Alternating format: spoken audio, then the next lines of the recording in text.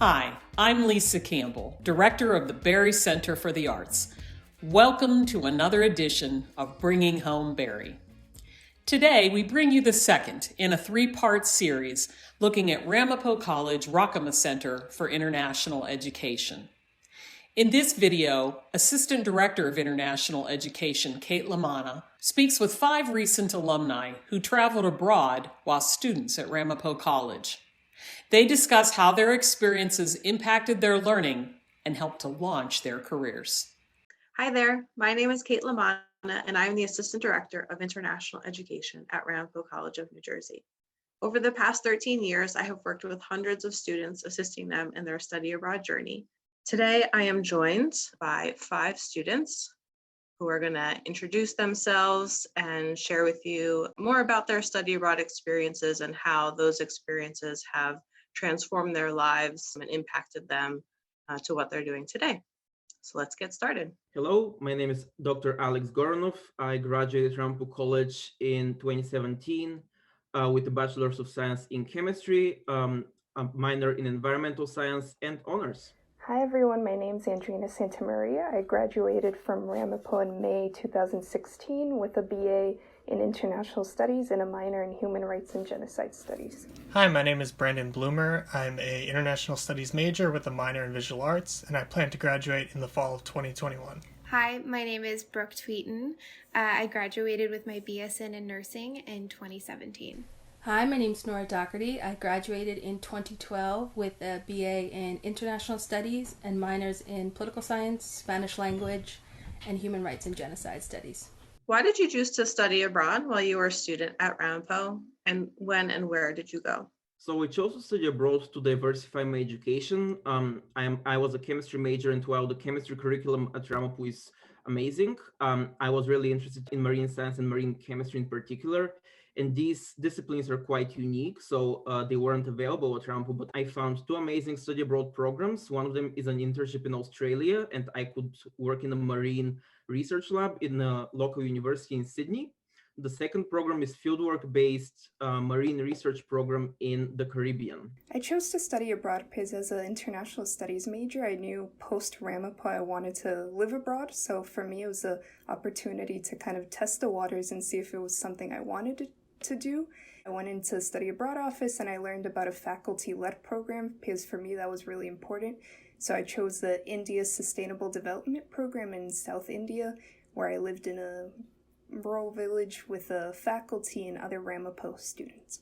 I chose to study abroad in Japan in 2020. I decided to study abroad merely out of curiosity that I've always had lingering, and I never really thought that I could pull it off and do well on my own. But this is the type of thing, the more I did some research and investigated, I found that it was like a good step forward for me and a good challenge for my daily life.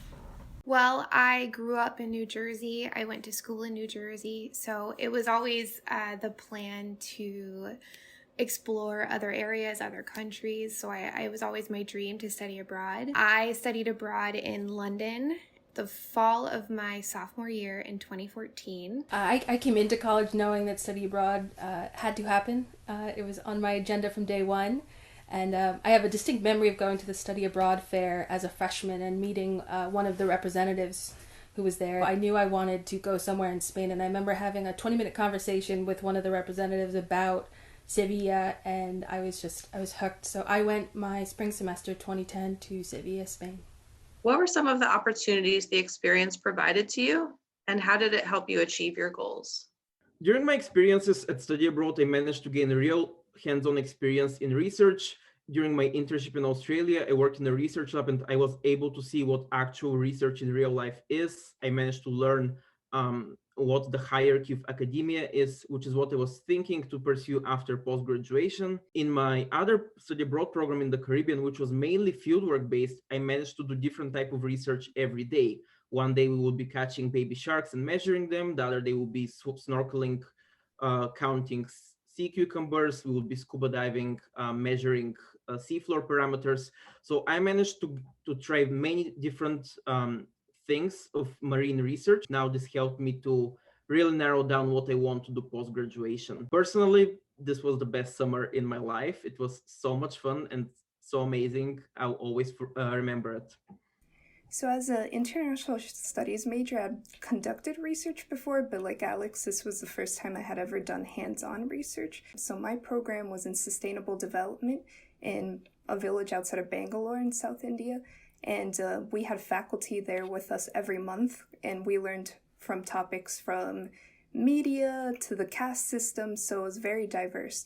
But I found out that there was a huge Tibetan community living in South India, so I conducted my field research focusing on Tibetan refugees living in the area. So it was very cool to actually meet these people and conduct focus groups and one-on-one interviews and kind of do my own paper and research that I used in my Peace Corps application later on. So it was pretty cool to have that hands-on experience and get to know what I actually wanted to do later on in the future. So I think more than anything, my experience in particular was pretty interesting because I went to the farthest place I could think of kind of on a whim, and there wasn't as much planning behind it as I would have liked. But I think that's the best part because I'm somebody who used to plan to death and never do much. So I'm kind of learning how to materialize my ideas a bit better and just bring them to life more. So I think this trip was a great step in the direction for that.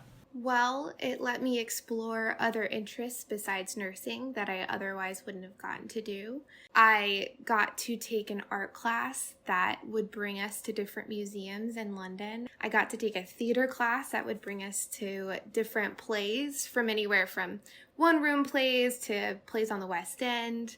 So it's almost like our city was a classroom, which I would not have been able to get at Ramapo or even in the US, which was really, really cool. I also got to experience different cultures and many different people from different backgrounds, which I think could benefit any profession, not just nursing. I lived with people from all over the world, Italy, Spain, Germany, and they all spoke varying degrees of English, and we all had to live together.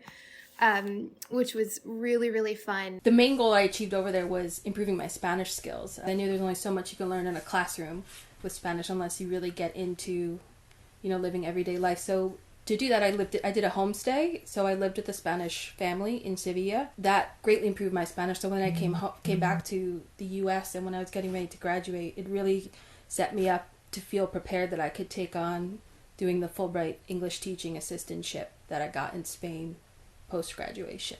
What was a challenge that you encountered during your program, and how did you confront or manage that challenge? The biggest challenge during my study abroad programs was that both of them were squished into one short summer. So I did 2 study abroad programs back to back in 3.5 months. And both of them were really research-based, which meant after I'm done with work or in the field, I have to come back home and do statistics, read papers, learn about what I'm doing at work. I also had to find time and juggle all of my personal trips and exploring the area, going to museums and things.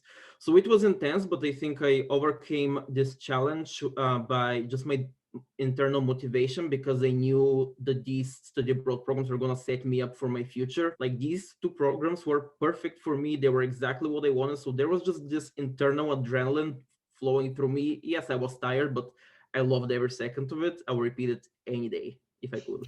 So the biggest challenge for me was living abroad for the first time ever. As an only child, this was the first experience of me being away from my loved ones, and also my program was kind of in a very remote area. So we studied in this ashram and lived in this ashram. So it was a pretty cool chance to meet other people that came in for conventions and other events going on in the ashram, but for us, we didn't really have stable Wi-Fi connection, things like that, so conducting my research was pretty difficult at times.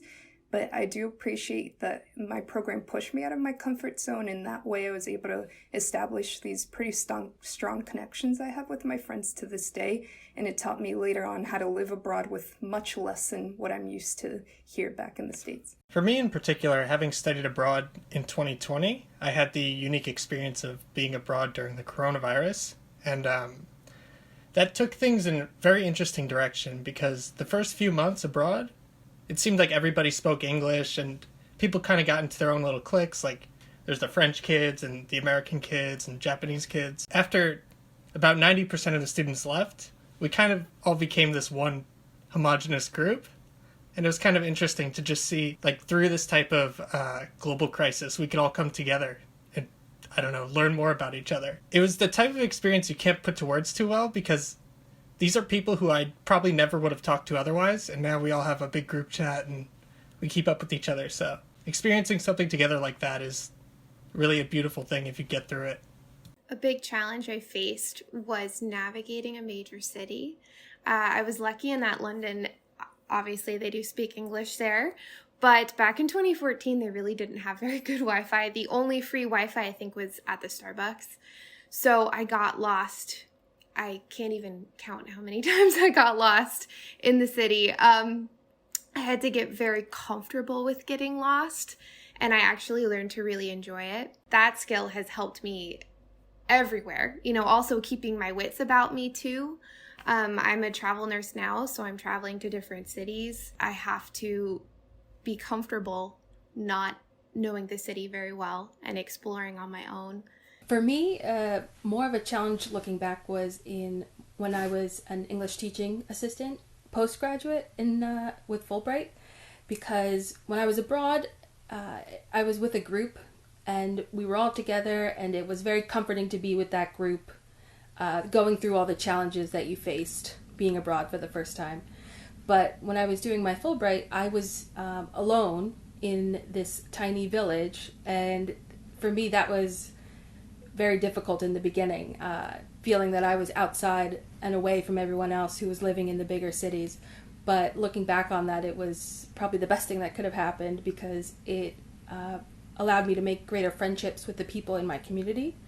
But it also made me really think about what a great opportunity is to maybe choose a location that is maybe not the main city in a country. How did your international experience influence your post-graduation choices? Study abroad helped me define the path of my career. As I mentioned, I was interested in marine chemistry, but really I haven't had any in-person hands-on experience in marine chemistry. Through these two study abroad programs, I managed to validate my choice for a career. I managed to see that I really like marine chemistry and I should be doing my PhD and now post-PhD career in it. I also found that some things that I don't like. For example, I don't like marine mammal biology, so that's not what I'm pursuing my career right now. They also managed to really diversify and broaden my view of the world and of science. So they were the stepping stone of my career in marine chemistry. So after studying abroad, I realized I could do this. I could live abroad, and I always had the dream to apply to Peace Corps or do grad school abroad, so I was going back and forth with those two choices. But after studying abroad in India and living in such a remote area for my semester, I realized, yes, I think development work is the track for me, and I applied for Peace Corps. And then after Peace Corps, I thought, why not stay abroad longer? So then I taught in Spain, actually. So for me, studying abroad really told me, yes, I want to work abroad and live abroad. So for now, I'm back in the States, but my mission is to go back abroad and probably do grad school or something like that. Heading into my trip abroad, I really had no idea what I was going to do following graduation. I had a few interests and a lot of hobbies, but nothing concrete where I was moved, like, this is it. But I feel following my trip abroad, I really just want to travel more, and I want to learn more about the world. I don't know, Asia is so interesting to me in particular because it's the opposite side of the world, so it's so different, like black and white from here. I intend to go back there and teach English for a few years and explore the countryside a bit more. Well, I caught the bug. As soon as I got home, I started researching how to travel as an RN.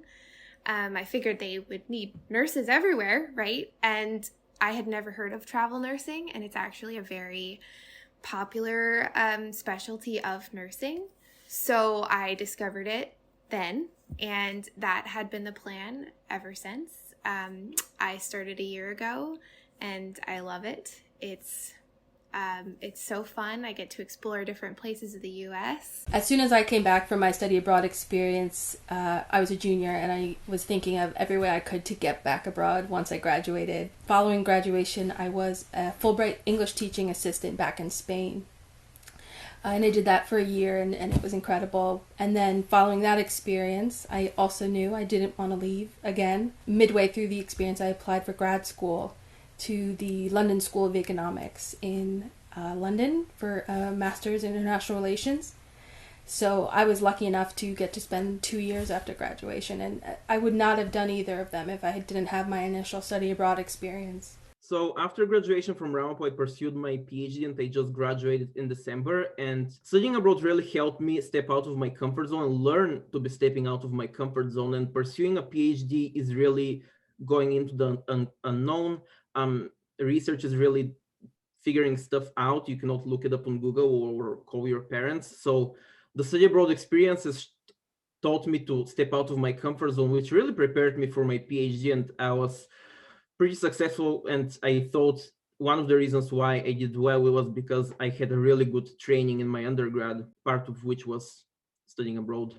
After studying abroad, I discovered a passion for development work, but it was a track that I never really knew anything about. I went back to Ramapo, studied more about it, and realized this is what I want to do. So in my senior year of college, I applied to Peace Corps and was accepted. So I graduated in May 2016, and immediately 2 months later, I started Peace Corps.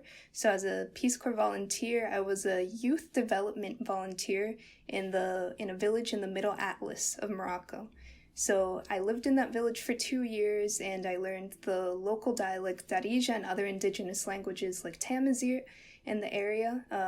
So studying abroad really prepared me for that, because in India I lived also in a very remote area. So once I arrived to Morocco, compared to my other Peace Corps volunteer friends, they weren't as ready as I was. So for me, that really prepared me for also just the research I conducted as a Peace Corps volunteer and the workshops I conducted as well. I've learned in my abroad experience to go in without these preconceived notions, especially in development work. Because when I went in, I had all these ideas. I thought, I'm going to do this because my community needs it. But when I went in, I learned, no, ask what your community needs of you. And that's kind of a framework I use to this day. I think it's made me a more confident nurse and a more confident person. I am thrown into different situations. Every couple of months, I switch cities and go to a different hospital, small hospitals, bigger hospitals.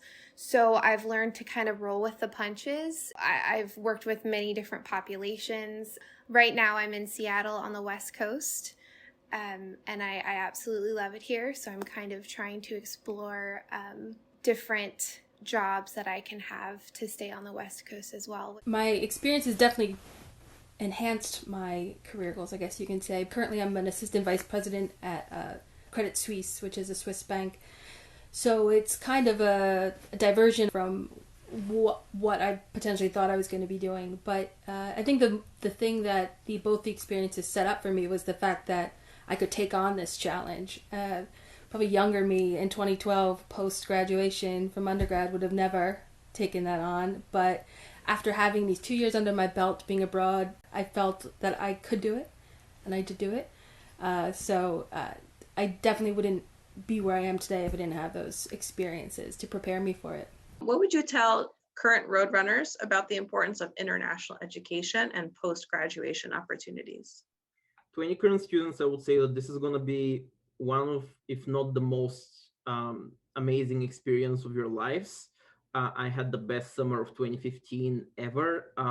It is also such a great conversation starter and such a resume or CV booster. Studying abroad will really diversify you as a person and as a professional post-graduation from Ramapo. I would tell students to do it, talk to people that have studied abroad, talk to faculty. As a first-generation Latina college student, I never thought studying abroad was for me or within my reach.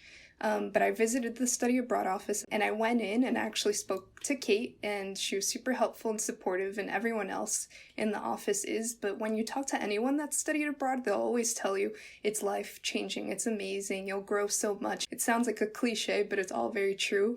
And to this day, I wouldn't be doing what I'm doing right now and all the experiences I've had in my life if it weren't for my study abroad experience. So talk to someone about it, do your own research, do whatever's comfortable for you. As somebody who kind of went into this on a whim, more than anything, I think it gave me so much direction and so much focus in my life that I wouldn't have found otherwise. For me, somebody who kind of plans to death and never really seems to take too much action, this is the type of thing that put me over the edge and really helped me find myself. Well, I would say that a lot of nursing students think that they can't study abroad because nursing is so regimented in school. Not only was it the most fun I've ever had, but it was also, it does really make you stand out. It's a great talking point in interviews and on your resume, like Alex said, and it gives you skills that would benefit you in not just nursing, but any career. You might not think it's an experience is going to impact your career, but looking at it, maybe someone in finance, you think like, oh, if I study abroad here, what's that going to do for my career in finance? But working for a big global company, you interact with people from all over the world on a daily basis. And I think having this international experience really allows you to learn how to interact with people cross-culturally. When you see yourself juxtaposed to someone who might not have that experience, you really can kind of look at it in yourself and see how much you've changed or grown from it. What do you want to do next?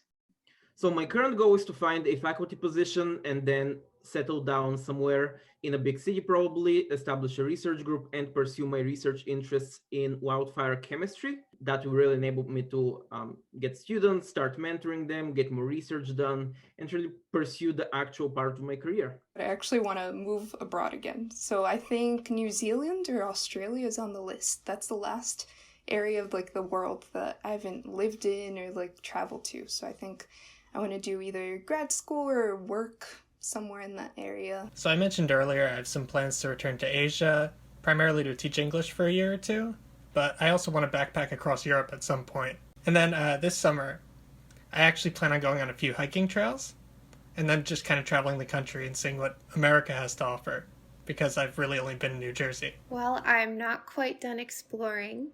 Right now, I'm in Seattle as a travel nurse. So I think I like the West Coast. I think it's fun to kind of explore the West Coast a little bit. It's a little challenging with the pandemic, but I'd like to kind of go on a safe road trip and explore the national parks too. There's so many around here. And then eventually probably grad school and go from there. I think next is I want to go more to the Spanish-speaking world. I was joking that I felt like a fraud for so long because the only Spanish-speaking country I'd been to was Spain.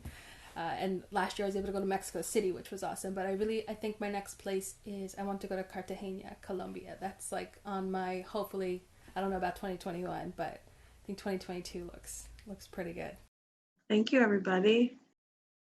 Thanks to Kate Lamanna and our outstanding alumni for today's conversation with the Ramapo Center for International Education.